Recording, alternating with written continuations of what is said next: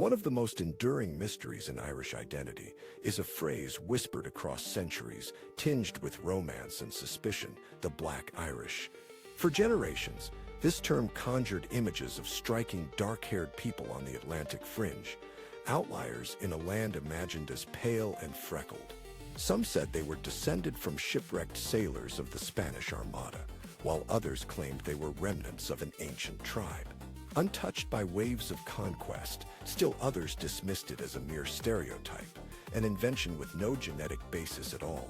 But behind the folklore, behind the stories told in pubs and passed through families, scientists kept circling the same haunting question. What is the real origin of the Black Irish? Is it just a myth? Or is there something written in the very code of DNA? For years, the answer remained buried under layers of history and half-remembered tales.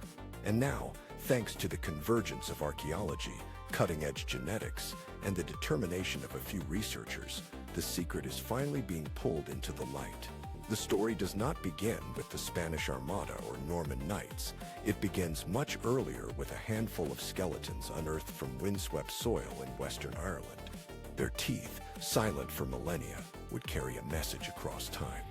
In the late 19th century, Irish antiquarians were busy cataloging ancient burial mounds and forgotten cemeteries.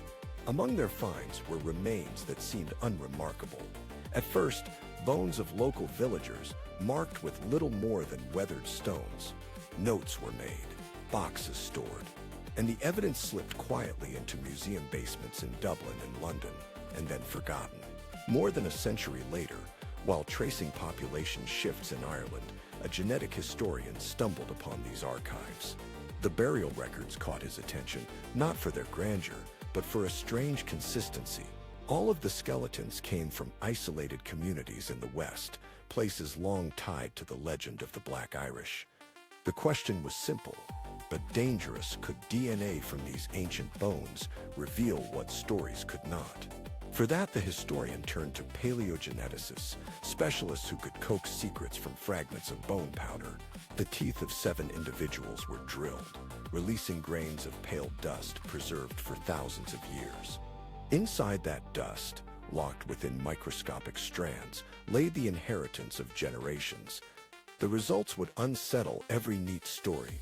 Within those genomes were signals that did not match neatly with the Celtic or Viking past. Instead, they traced deeper, to migrations and mixtures that reshaped Ireland long before written history. And one detail stood out with chilling clarity. A mutation tied to iron overload, hemochromatosis, appeared with striking frequency. In modern times, this condition is so common in Ireland, it is sometimes called the Celtic curse. But here it was, already entrenched centuries ago, a dark genetic legacy carried forward, hidden in plain sight. For the researchers, this was more than a medical clue. It was a fingerprint, a marker linking the so-called Black Irish not to the romance of shipwrecked Spaniards, but to a far older story of survival, adaptation, and hidden cost. The deeper they dug, the more anomalies appeared: hair color, skin tone, metabolic traits, shadows of an ancestry not explained by the myths. And when the DNA was compared to global databases, connections emerged not with Spain, but with the rugged Atlantic fringes stretching back to the Bronze Age. This was not coincidence. This was a genetic echo of peoples who had weathered famine, plague, and isolation on Ireland's western edge. Communities that endured by marrying within, passing on not only culture but mutations. And from that endurance came a paradox: lacking physical traits admired from afar, but carried alongside hidden vulnerabilities written in DNA. The smoking gun was here, not in legend, but in bone. It was the kind of evidence that forced scholars to rethink comfortable myths. For centuries, people reached for easy explanations: shipwrecked sailors, lost tribes. But the DNA was unrelenting. It whispered a story that was neither sudden nor simple. The roots stretched back over 4,000 years into the Bronze Age. Archaeology had long shown a cultural shift. Stone monuments replaced by metalwork, new burial rites, new tools. Historians wondered, was this invention or invasion? Genetics gave the answer. Nearly 90% of Ireland's early population was replaced in just a few centuries. New peoples arrived with bronze, languages, and most of all, genes. Among them were markers for darker hair and eyes, traits later woven into the Black Irish myth.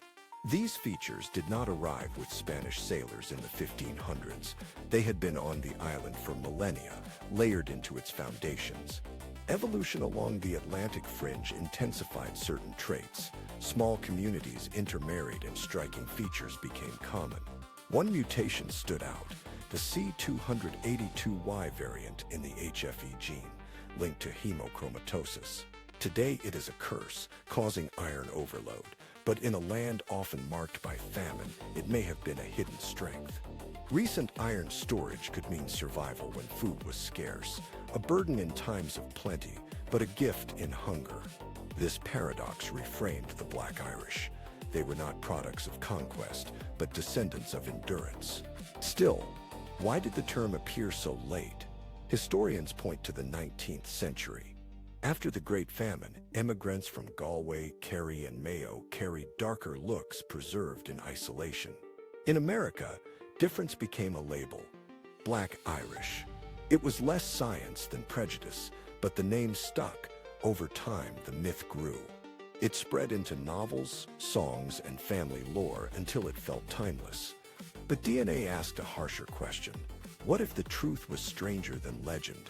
What if the Black Irish were not outsiders at all, but Ireland's oldest story, those whose beauty and burden were both written in their genes? Comparisons confirmed it. Norse traces in coastal towns, Norman echoes in burials, faint Iberian contact. But these were footnotes.